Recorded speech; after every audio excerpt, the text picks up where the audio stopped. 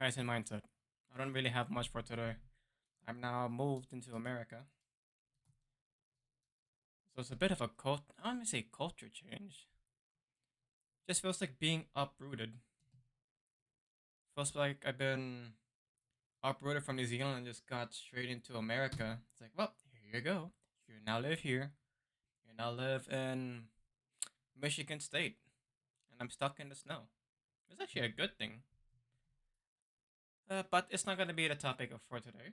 I'm gonna save the aspects of snow to a different time because I've written down things I want to talk about. So let's go to the things that I talk about or want to talk about that I already mentioned.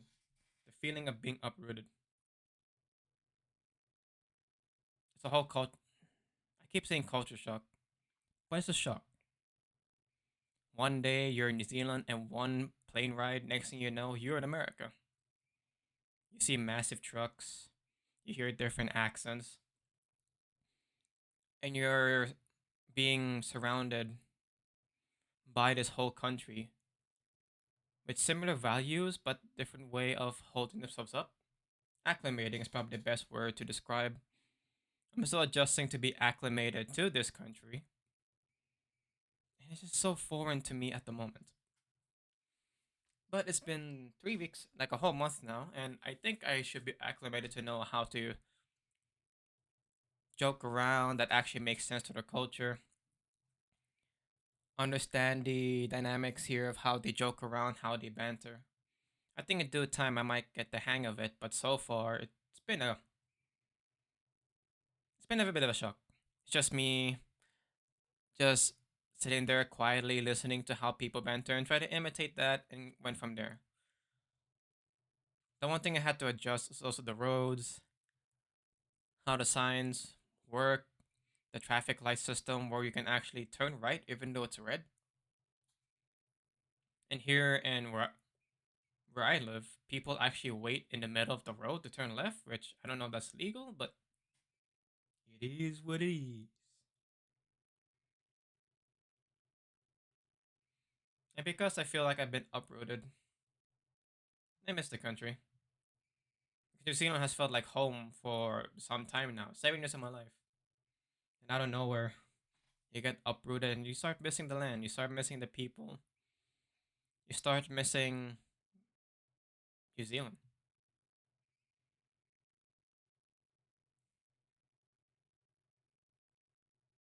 You tend to miss a lot of people during those times. There are a lot of things you wish you could have said, a lot of things you could have done. Sometimes you didn't have, well, for me, honestly, sometimes I didn't have time to actually be there for people. There are some people I didn't make time for. There are some people I wish I just had money to visit. There's one person who wasn't the need at the time.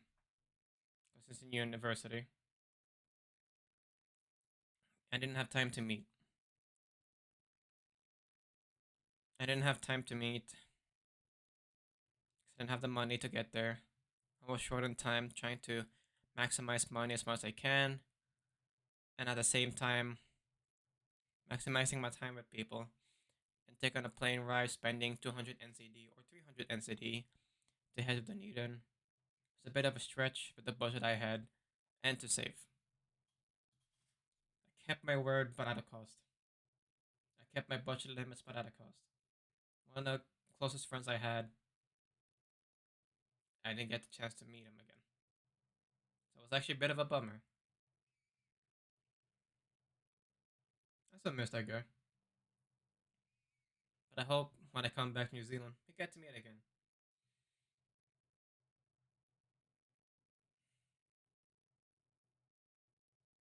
But I gotta utilize my time here to make it happen. Gotta plan it out instead of winging it. When you leave a country, it does feel like a soul. Actually, no. When you live in a country, it does feel like your heart and soul is tied into that country. You spent so many years there. You've been immersed in some part of the culture. You've been connected with the people,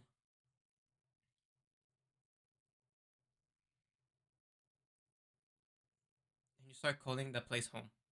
When it starts becoming home, that's when a part of you is stuck and tied to that country. I was getting used to the people, wanted to be immersed in the Maori culture, never had the chance. I actually didn't utilize my time there.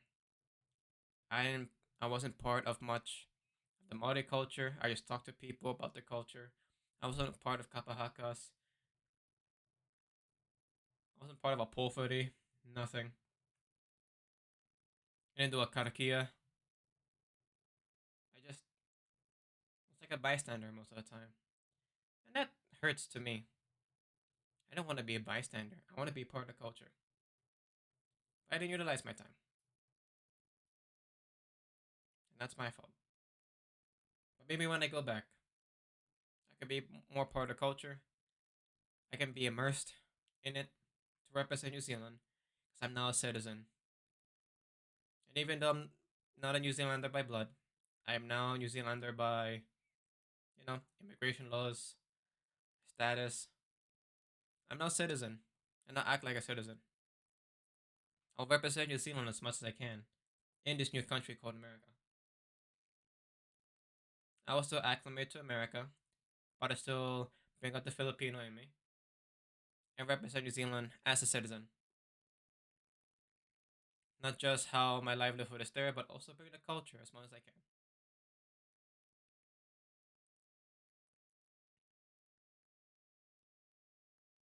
America, what can I say about you?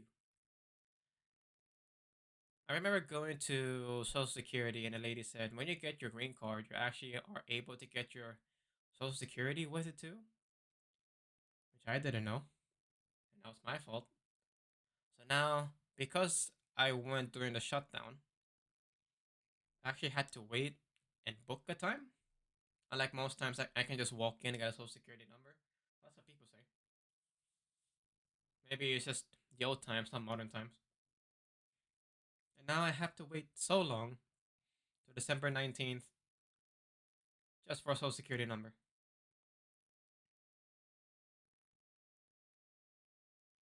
And that was annoying. Heck, depending on how busy they are, they said they will delay it further to like almost next year. So I was like, oh, that's annoying. That was actually annoying for me. I don't know what Social Security is fully for. I just call it like IRD number in my perspective. It's like, oh, I got an IRD number, and just went from there. I didn't really think much of it. It's like, oh, it's like an IRD. It's for taxes. It's for getting jobs, getting banks. Even though I could get a bank without having a Social Security number, and I have to update them and all that jazz.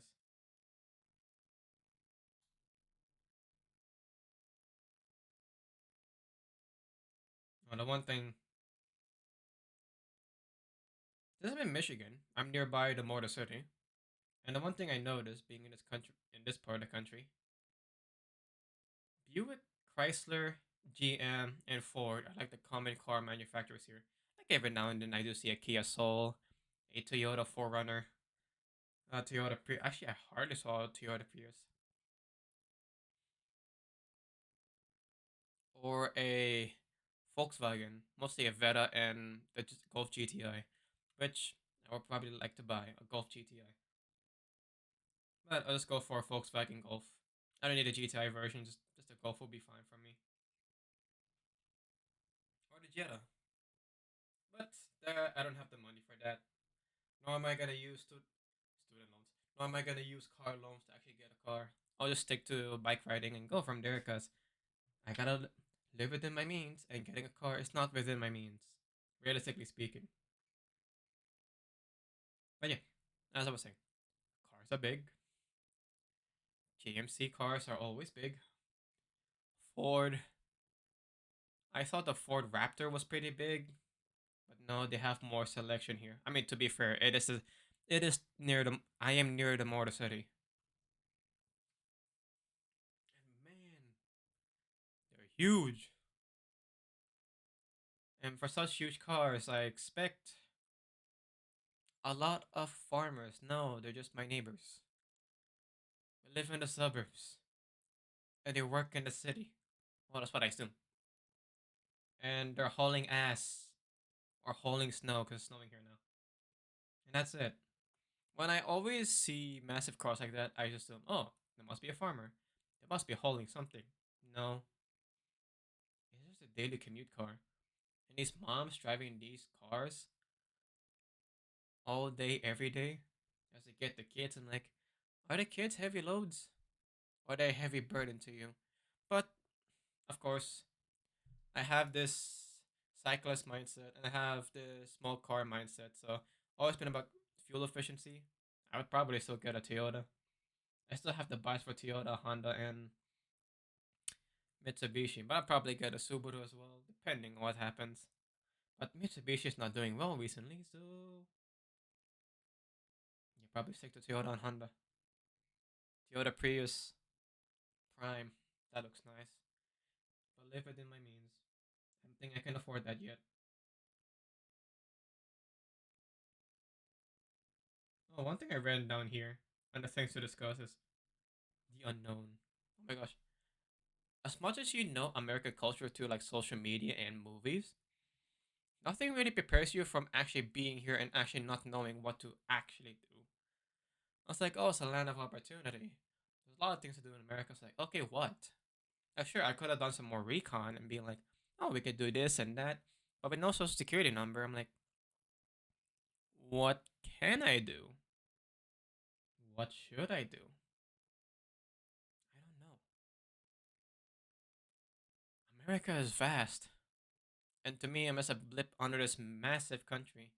And I'm like, what can I do?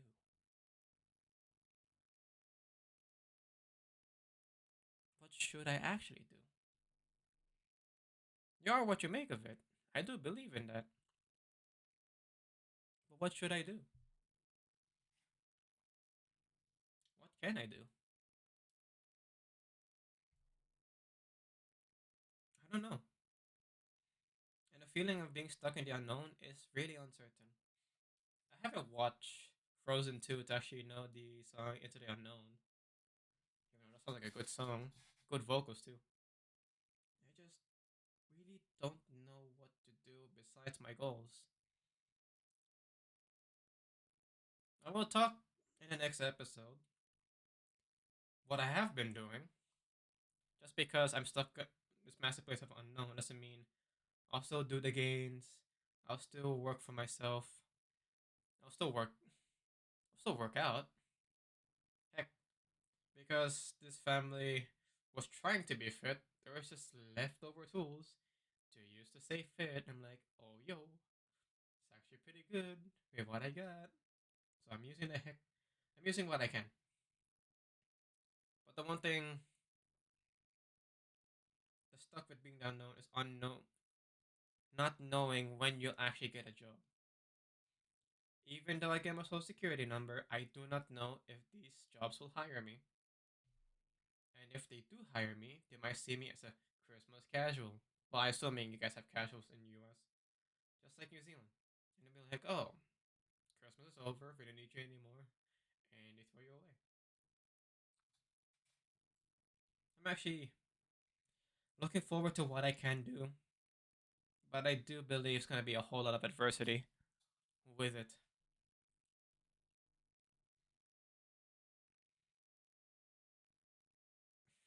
I just want to know what I can do. We would we would do anything to make sense of the unknown. We make assumptions and hyperinflate the problem. But I just wanna just sit here and be like, I actually don't know what to do. And say to myself, and that's okay. Right now, I don't feel like it's okay, man. It's scary to be in the unknown. But in due time, hopefully, I can make it work.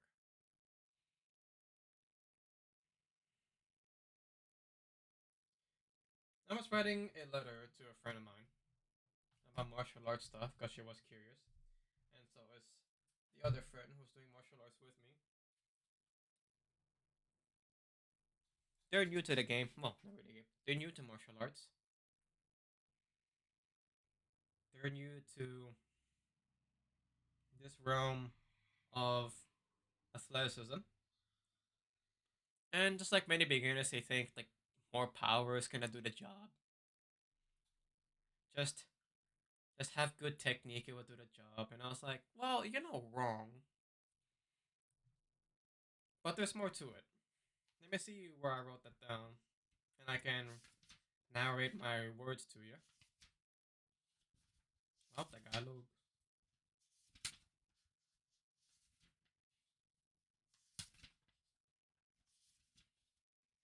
And I wrote that, and I labeled this as what does it take to be strong? It's just my opinion from all my research through reading and actually thinking about it and hearing from other perspectives in the martial arts realm. This is what I wrote down. What does it take to be strong? It isn't brute strength, as mentioned, because I wrote it. I wrote most stuff beforehand, but it is important too. It is the requirement needed to have the force to power through. Yet it isn't the most important thing in martial prowess. Efficient movement, like knowing the proper techniques and executing them well. Ooh, this is my domain. But I do believe and urge anyone to learn the proper technique to maximize efficiency for your gas tank, your power, your natural anatomy, and your limbs. Despite believing it's important, I don't believe it is the most important. Actually, let me grab my tablet because it had more writings in it.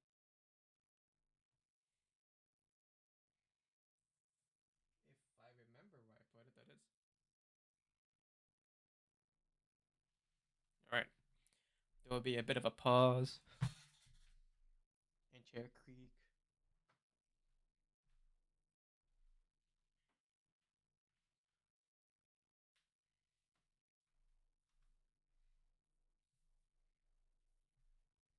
I updated some things a bit in the letter that I wrote digitally because I'm not bothered actually making a letter and sending it via mail. Sure, I would like it that way, but no. What did I write here?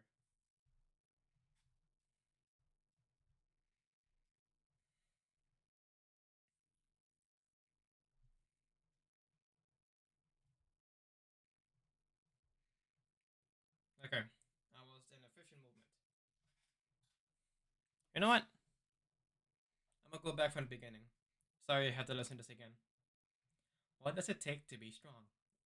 It isn't brute strength, as I mentioned, but it is too important too. It is required to have the force to power through, yet it isn't the most important thing in martial prowess. Efficient movement, like knowing the proper technique, executing them really well. But ho ho ho ho ho. I believe this is my domain. Yet I do believe and urge anyone to learn proper technique first before anything. This is to maximize your output, maximize efficiency, not using too much of your gas tank. Maximize your natural anatomy and your limbs. Despite me believing heavily in its importance as a stepping stone in anyone's journey, I still do not think it's the most important thing. Maybe conditioning, like having a really good gas tank, a high VO2 max, and just really good endurance. So good at having a strong cardiovascular system that you can go rounds after rounds without exhausting yourself. Such gruesome training is required to have a strong endurance, but still, I don't believe it's the most important one. Maybe it is being smart, being a tactician, always trying to find a way around opposition, finding opponents' shortcomings to gain an upper hand, finding out their rhythm and hit them mid strike, to find the right angle to counter the common move. Working around their strengths sounds like a superpower, predicting opponents, and reading them like a book. But then again, not the most important thing. Then what is the most important thing? You. You are the most important thing about all this, especially when you have the power to choose what to improve on. Hopefully, also have the humility to admit you can be wrong and are still willing to try something new and still willing to learn something new.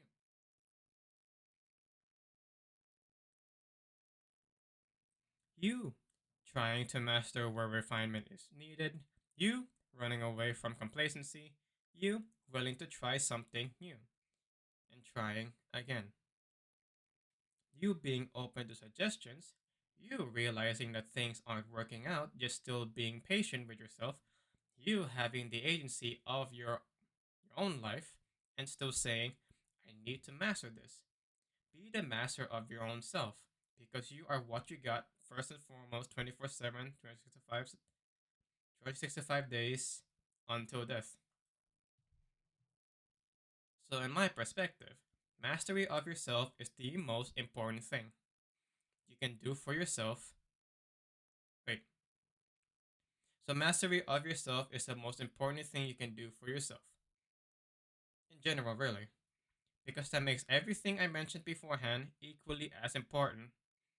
The strength slash efficiency, the strength, efficiency slash technique, condition slash endurance, tactics and strategy, even though they're two different words, emotional and mental fortitude, humility, patience, and self awareness. These are extremely important. Mastery of these things makes for a better you. And also knowing and being okay with failing and trying again. I really feel like I could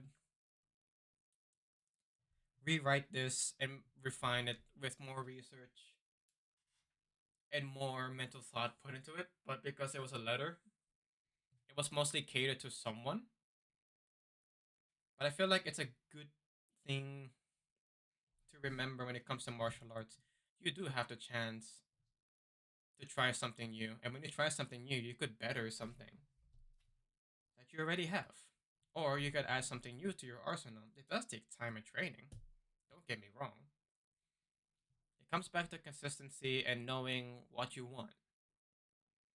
Are you consistent to training for what you want? Or do you know what you want and keep consistent with it? In due time, I can probably refine those opinions, but that is what I wrote down for these two friends. I do want to refine this point. I'm not gonna hold I'm not gonna keep this as a promise. It's just something I would like to do, but it's not something I really have to do. Would be cool though.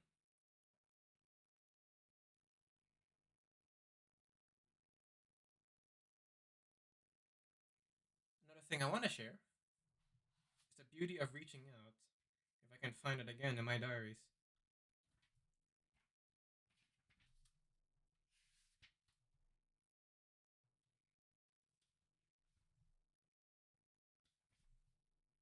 Baseball, huh?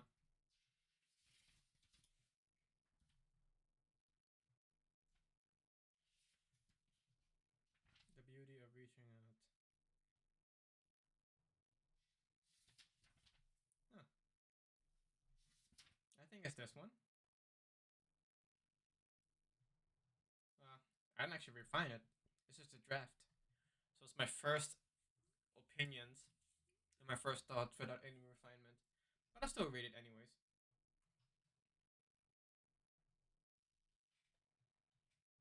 So let's see how I go.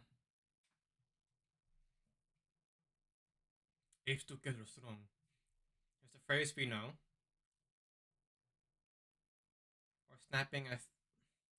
Or snapping a thin stick and then saying this is what it's like being alone. Then bundling. Where was I going with that? Apes together strong is a phrase we now know. Or snapping a thin stick and then saying this is what it's like to be alone. And then afterwards bundling up a whole bunch of sticks and saying this is the power of teamwork. Because when you put them all together and trying to snap it, it's difficult. or a single string I can pull and snap it. They making a huge rope out of a bundle of strings, and then out of nowhere, that bundle of strings is strong enough to pull a car. So I do find it like, but you get the point. United, we are strong, and emotionally, I want to talk about that. Normally, I hear all this talk about teamwork, and some people talk about it community wise. The feeling of support makes me feel like if something happens, I got people who will watch my back and help me up. The differing perspectives that makes me understand the life we live in, makes me feel grounded or more rooted in reality. The conversations that connect us together like glue as the bond tightens. The care that is shown when you slowly rip from the tension, and because you're bonded so tightly, you don't fear of being torn apart. Because the others, because the other strings in that rope are holding you tightly. So yes, meaningful relationships make us strong. I just find it sad that people only, and I mean only, stick to one. Because if the tension of life tears down one string, well, what about the other?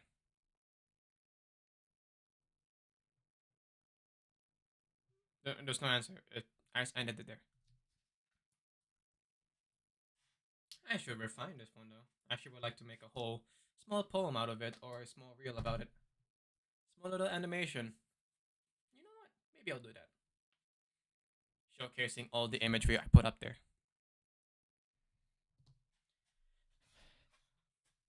That was actually pretty cool. Those were written last month now. As I'm recording this, it's the 4th of December.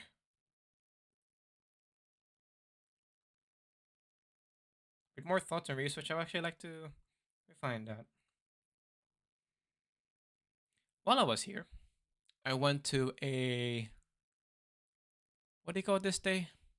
Veterans Day. It was actually interesting because before I was celebrating Anzac Day for New Zealand, Australian New Zealand Army Corps, participating in some activities, but not really remembering it. I took it for granted basically. But I remember working at a cemetery doing stonemasonry for these Anzac people and making bronze plaques and respecting the dead and the fallen veterans afterwards. So when I participated in Anzac, I kind of took it for granted, and that's my fault. I wish I didn't though. Respect the fallen,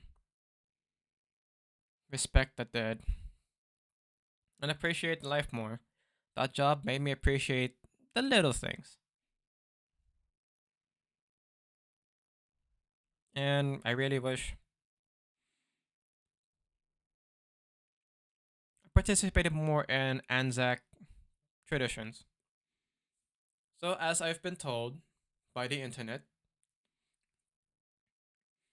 it was the 250th. Wait, 250th. It's the 250th birthday of the Marines.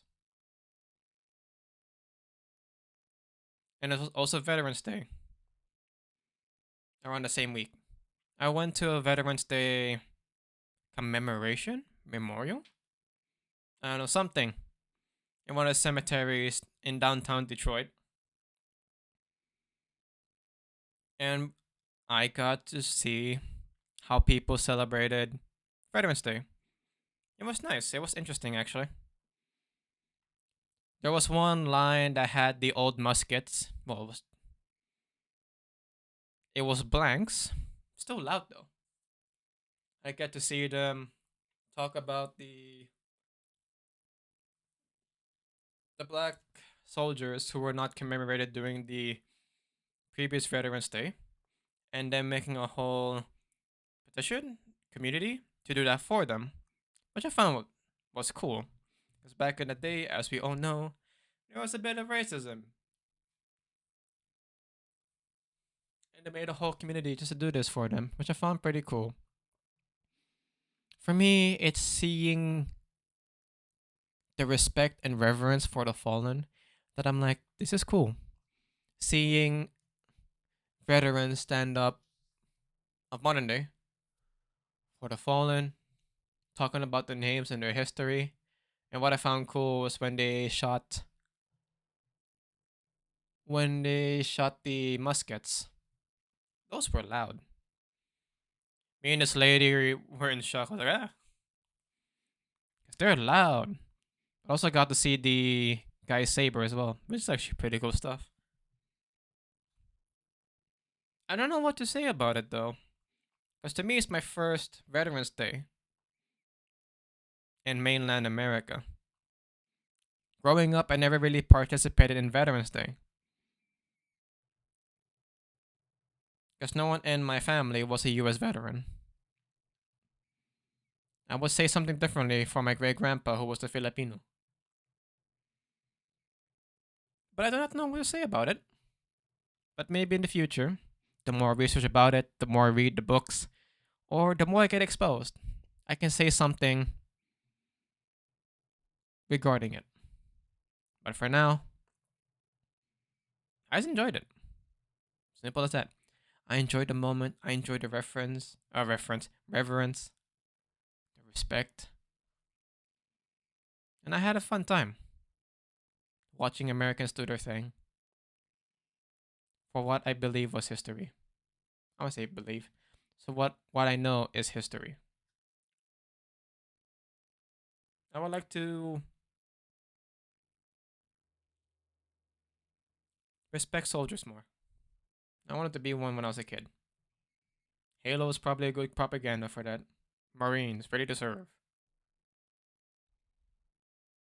But the more I grew up and read more about it, the more I'm like, I'm sorry. The political part is not what I'm here for, but I will still appreciate you guys and what you do for the country that you believe in. And I appreciate that. So, in the future, or if there's a veteran out there hearing this, we appreciate your service. I'm a US resident, not a citizen at the moment, but I appreciate what you guys do, for what you believe in, the things you guys go through, for what you believe.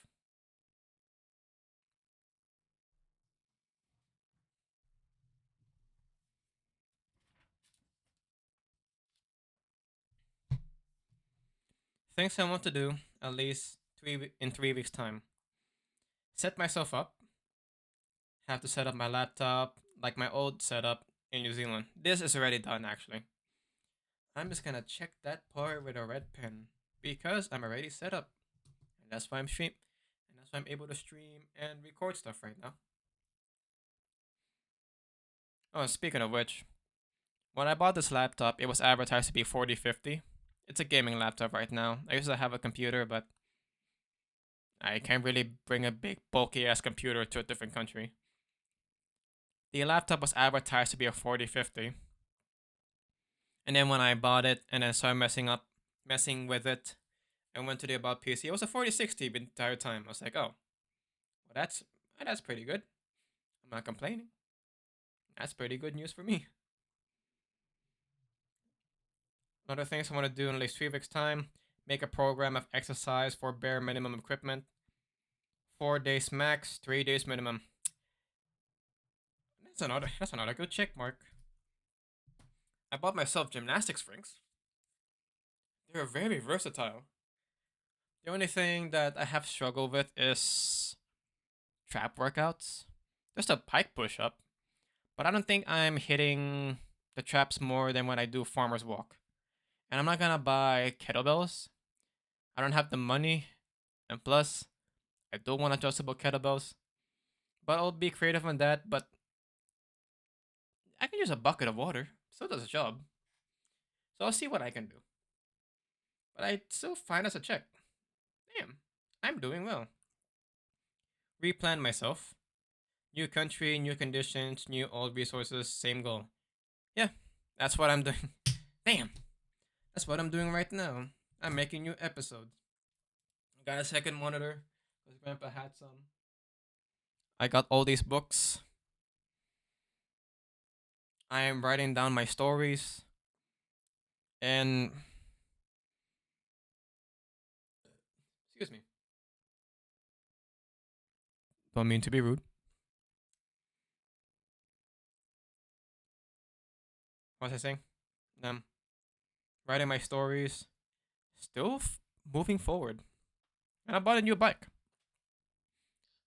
With the money I had in New Zealand, I bought a new bike. It was actually pretty good.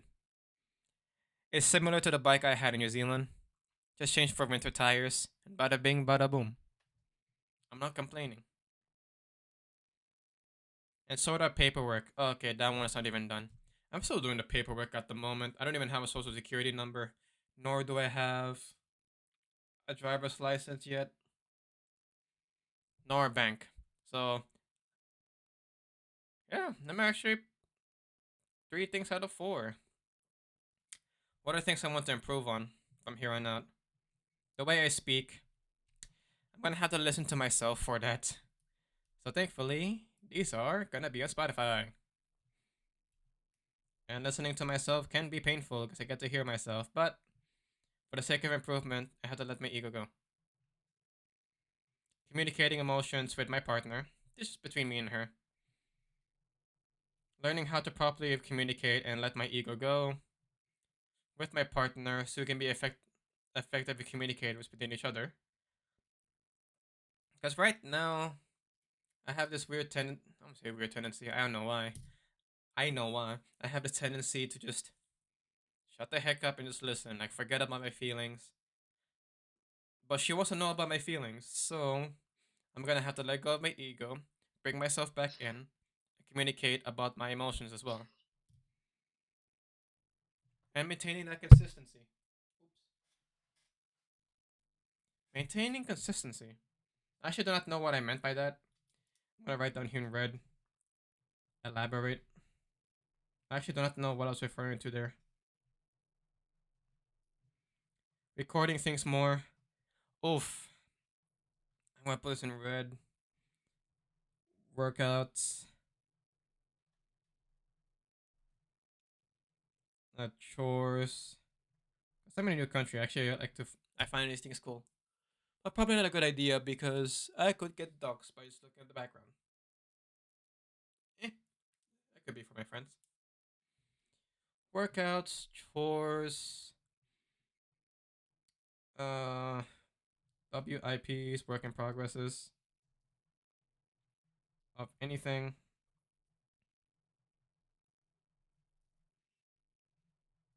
And I'll just say it this way: verbal diary.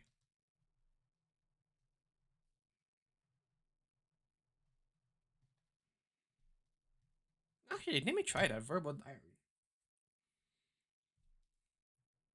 Instead of writing things down, you get to speak it out loud, like you're talking to yourself. Ugh, listening to my voice. Ew. I'll get over it though. My strategy for now. It's just one thing: quantity over quality. If I get more things out there and slowly improve at least 1%, honestly, it'll be better than having major improvements by massive gaps of nothing. So I'll start with that for now. Strategy for now is going to be quantity over quality. And I'm still failing at that at the moment, but that's my strategy for these times. I'll probably have this for the whole year as well. So the more I write about these episodes, it's going to be the same thing over and over and over again. Quantity over quality. That's all I have for this time. There'll be more things to talk about because it's been a whole month now being in America. But these are all written down that I could share for episode 9. Episode 10 and 11 will be probably me elaborating on what happened here and the things I've learned. Thanksgiving Day as well. And the things I want to do in America. Like a bucket list. Like a verbal bucket list. It's like my goals in this country. But I'll see what I can do. I don't have the finances, but I got the patience. I am young, and I got the will. See what I can do. Yeah. Good morning, good evening, good afternoon. Have a better day. And for those in the future, I hope you guys do well in the present time you guys have. Farewell.